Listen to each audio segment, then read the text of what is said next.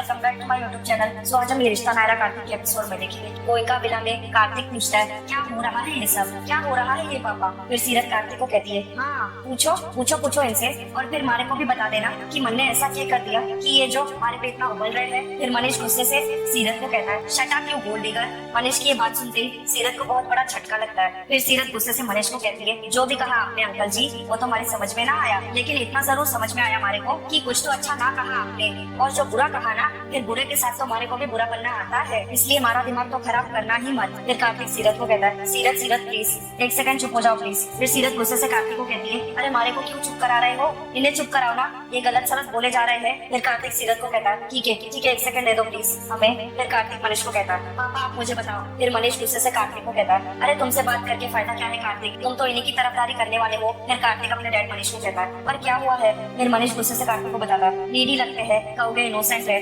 Needy है ये greedy है और इनोसेंट नहीं है, जरूरत से ज्यादा चालाक है ये लड़की और ओवर स्मार्ट है, अपनी शक्ल का फायदा उठा रही है। एडवोकेट कपूर का नंबर इसने दिया, उनके पास पहुंच गई अपना कोई प्रॉपर्टी का केस लेकर। फिर सीरत गुस्से से मनीष को कहती है कौन कपूर, और मारे को ना पता कोई कपूर, मैं किसी आशीष के पास गई थी। फिर मनीष गुस्से से सीरत को कहता है झूठ मत बोलो, आशीष उन्हीं के फॉर्म में काम करता है, उन्हीं का असिस्टेंट है वो। फिर सीरत गुस्से से चिल्लाते हुए मनीष को कहती है हाँ तो होगा, मारे को क्या पता, और हमारे जैसलमेर में ना जिससे काम होवे ना सिर्फ उसी का नाम पूछते हैं, उसके खानदान की जन्म कुंडली पूछने की ना आदत नहीं। फिर मनीष गुस्से से सीरत को कहता है जबान संभाल के बात करो। फिर सीरत चिल्लाते हुए मनीष को कहती है आप भी सोच लो बोलने से पहले अंकल जी, थोड़ा आपको भी तो सोचना चाहिए ना, आप तो पढ़े लिखे लगो हो, नायरा बनके अपनी प्रॉपर्टी का केस कैसे लड़ सकूं मैं, और रही बात प्रॉपर्टी की तो उसमें तो हमारा अपना ही नाम लिखा होगा ना अंकल जी, जे रहा कागज हमारे वकील का, और इसमें भी हमारा अपना ही नाम लिखा है। सीरत नायरा बनके सारी प्रॉपर्टी अपने नाम तो करवा सकूं हूँ मैं अगर चाहूँ तो, लेकिन हमारी माउडी की ना उसके लिए तो हमारे को सीरत बनके ही रहना होगा, है ना अंकल जी।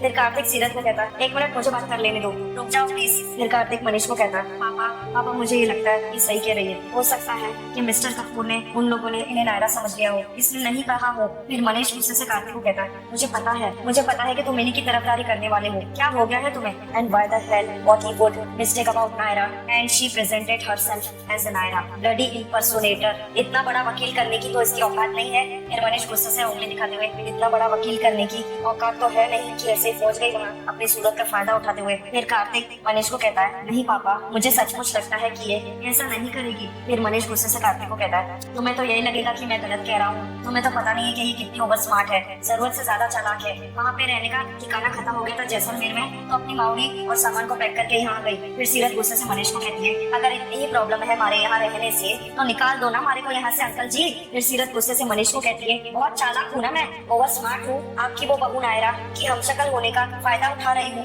तो कर दो डिस्क्वालीफाई हमारे को गेम से। बोलो ना अंकल जी अब क्यों मुंह पे ताला लग गया थारे, बोलो अपने बेटे से निकाल दे हमारे को घर से, और फायदा मैं ना आप लोग उठा रहे हो हमारे हमशक्ल होने का। आप लोगों ने बुलाया हमारे को यहाँ अपने पोते के वास्ते, मैं और हमारी माउडी ना रह लेते कहीं भी, लेकिन आपके बेटे ने जो हमारे पे एहसान किया है ना उसे चुकाने आई हूँ मैं यहाँ। अगर आपको ना बचना ना हमारा यहाँ आना तो निकाल दो ना हमारे को, और अगर नहीं निकालना है तो भरोसा करो हमारे पे और सब्र करो, ऐसे सुबह शाम कभी बाप तो कभी बेटा हमारे साथ तमाशा ना करो। कल बेटे ने शक किया और आज आप कर रहे हो, ये ठीक ना है अंकल जी। अगर हमारा दिमाग खराब हो गया ना फिर ठीक ना होगा। आप अमीरों के पास ना है बहुत कुछ गंवाने के लिए कीमती, लेकिन हमारे पास ना सिर्फ हमारा ईमान और हमारी इज्जत है। हमारा ईमान तो हम बेचने से ना रहे, और रही बात इज्जत की, और अगर किसी ने हमारी इज्जत पर उंगली उठाने की कोशिश भी की ना तो फिर कार्तिक सीरत को समझाते हुए कहता है सीरत प्लीज अब और गुस्सा मत करो, अंदर जाओ प्लीज, अगर कायरत ने देख लिया ना तो बहुत बड़ा इशू हो जाएगा। फिर सीरत गुस्से से कार्तिक को कहती है अभी मारे को ही अंदर जाने को कह रहे हो, अपने पापा ने कहा ना कि वो जाए अंदर। फिर कार्तिक सीरत को कहता है हाँ ठीक है मैं बात करता हूँ ना उनसे, तुम अंदर जाओ प्लीज।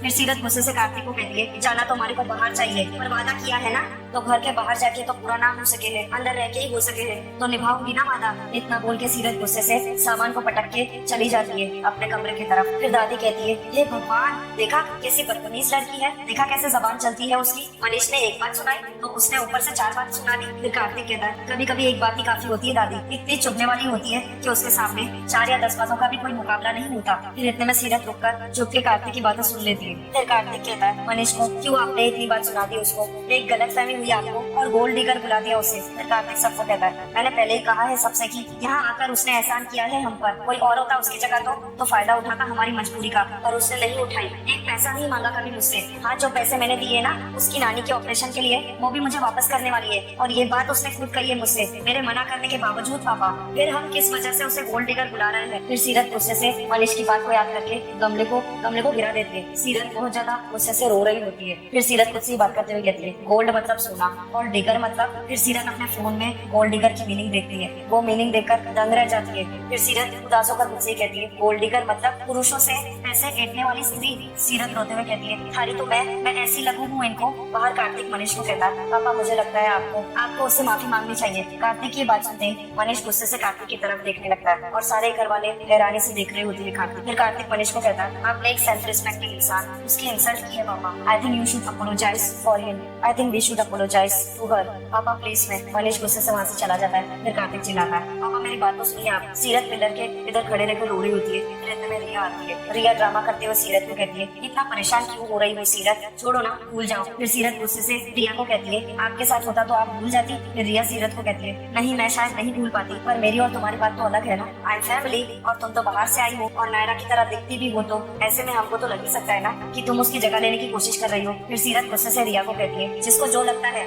लगता रहे, मारे को ना लेनी किसी की भी जगह और ना बनना मारे को नायरा। मैं सीरत हूँ और वही बन के रहना चाहूँ। फिर रिया सीरत को कहती है, अरे तुम तो बहुत गुस्सा कर रही हो, मैंने तो जस्ट लाइक बात ऐसे ही कह दी थी, तुम तो ओवर रिएक्ट कर रही हो। फिर सीरत गुस्से से रिया को कहती है, हाँ क्योंकि इस वक्त ना हमारा दिमाग आउट है और आप तो जरा दूर ही रहो हमारे से। ये ना हो कि दूसरों का गुस्सा ना आप पे निकल जावे है, क्योंकि गुस्से में ना जैसा हमारी जबान पे कंट्रोल ना रहे है ना, वैसे ही हमारे हाथ पैर पे भी ना रहता है। इतना बोल के सीरत गुस्से से वहाँ से चली जाती है। रिया हैरानी से मुझसे कहती है, oh God how dare she is, उसकी हिम्मत कैसे हुई, उसे तो मैं देख लूंगी, गवार बदतमीज कहीं की। फिर दादी मनीष को कहती है, गुस्सा थूक दो मनीष बेटा। फिर सुवर्णा मनीष को कहती है, हाँ मनीष, डॉक्टर ने आपको टेंशन लेने से मना किया। फिर मनीष गुस्से से कहता है, तो किसे दूं अपनी टेंशन, किसे दूं? कार्तिक और तुम तो राशन पानी लेकर मुझ पर चढ़ जाते हो, मुझे समझाने की कोशिश करते हो जैसे मुझे अपने पोते की चिंता नहीं है। अरे मुझे भी कायरत की चिंता है, लेकिन इस कीमत पर ये हो रहा है, उस कीमत पर नहीं। फिर सुवर्णा मनीष को कहती है, किसने कहा है आपसे ये करने के लिए? और कार्तिक के कहने का मतलब सिर्फ ये था। फिर मनीष गुस्से से सुवर्णा को कहता है, मतलब मुझे मत समझाओ, मतलब मैं बहुत अच्छी तरह से जानता हूँ वो लड़की हमारी बच्ची के नाम का गलत इस्तेमाल कर रही है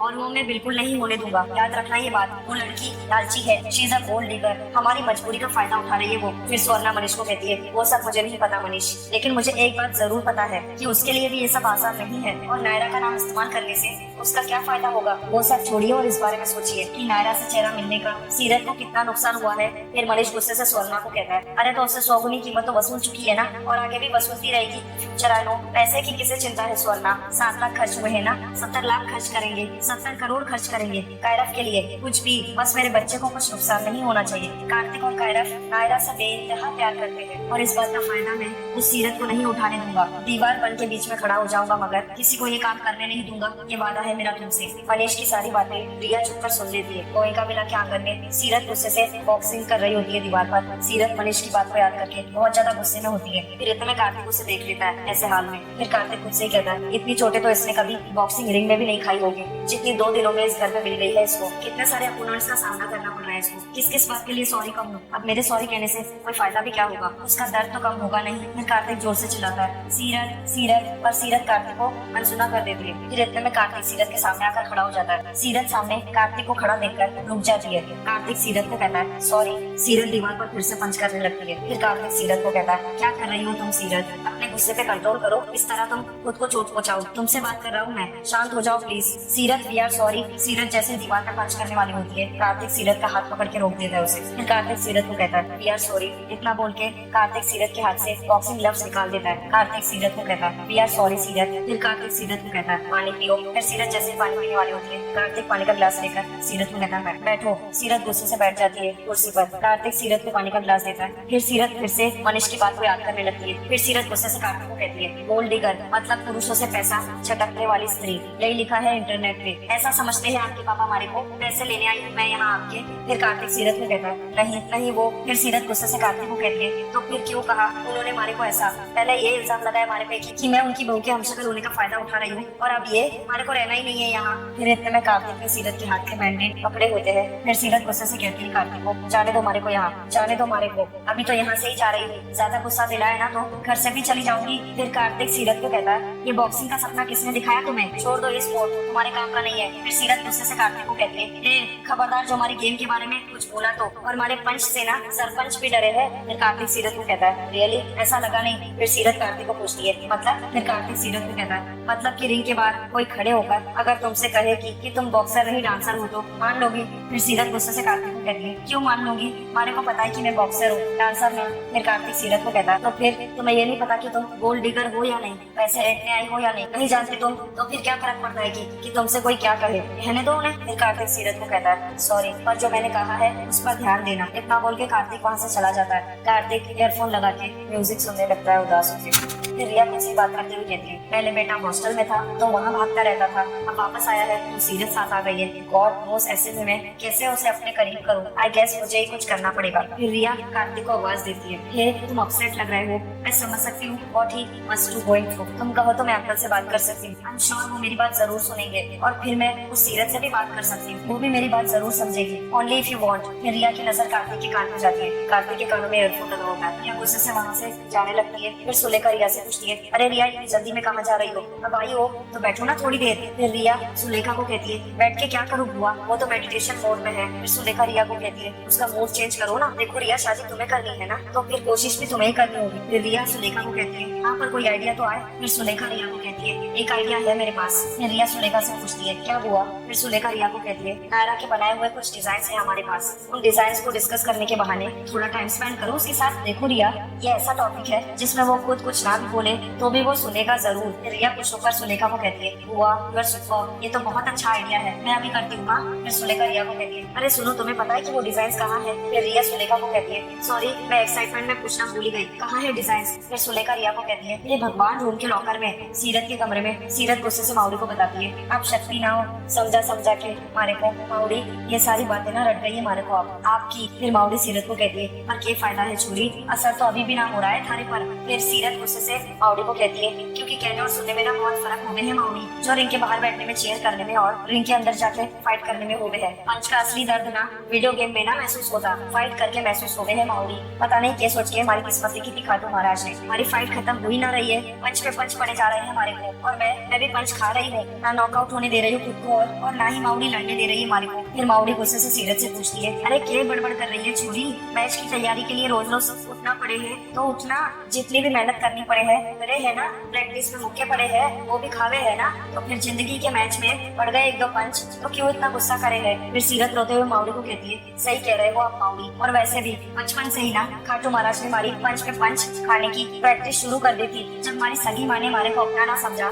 तो फिर जे लोग क्यों समझेंगे, जे तो पराए है। फिर माउड़ी सीरत को कहती है हम अट्ठे आए हैं उस बच्चे और कार्तिक के लिए, अपना काम करेंगे और चले जाएंगे, बाकी किसी से ना हमारा लेना है ना देना है। फिर सीरत माउड़ी को कहती है चले कहाँ जाएंगे माउड़ी, घर तो हमारा बचा ना और पैसे हमारे पास है ना। फिर माउड़ी सीरत को कहती है पैसे तो चाहिए लाडो, कुछ ना कुछ तो इंतजाम करना पड़ेगा। फिर इतने में मनीष सीरत के दरवाजे के बाहर कान लगा के सुनने लगता है उनकी बातें। फिर सीरत माउड़ी को कहती है हाँ माउड़ी कुछ तो करना पड़ेगा, ऐसे बहुत जरूरी है माउड़ी। फिर माउड़ी सीरत से पूछती है कुछ सोचा है लाडो। फिर सीरत माउड़ी को कहती है ना माउड़ी, पर मैं थारा घर थारे को वापस दिला के ही रहूंगी, चाहे उसके लिए हमारे को चोरी क्यों ना करनी पड़े, नाका ही क्यों ना डालना पड़े। सीरत की बात सुनते मनीष गुस्से से उसके तरफ देखने लगता है छुपके छुपके। फिर मनीष गुस्से से खुद से ही कहता है डैडी बोल दी कर। सो गाइस आज का ये रिश्ता नायरा कार्तिक का एपिसोड यहीं पर समाप्त होता है। Thank you for watching.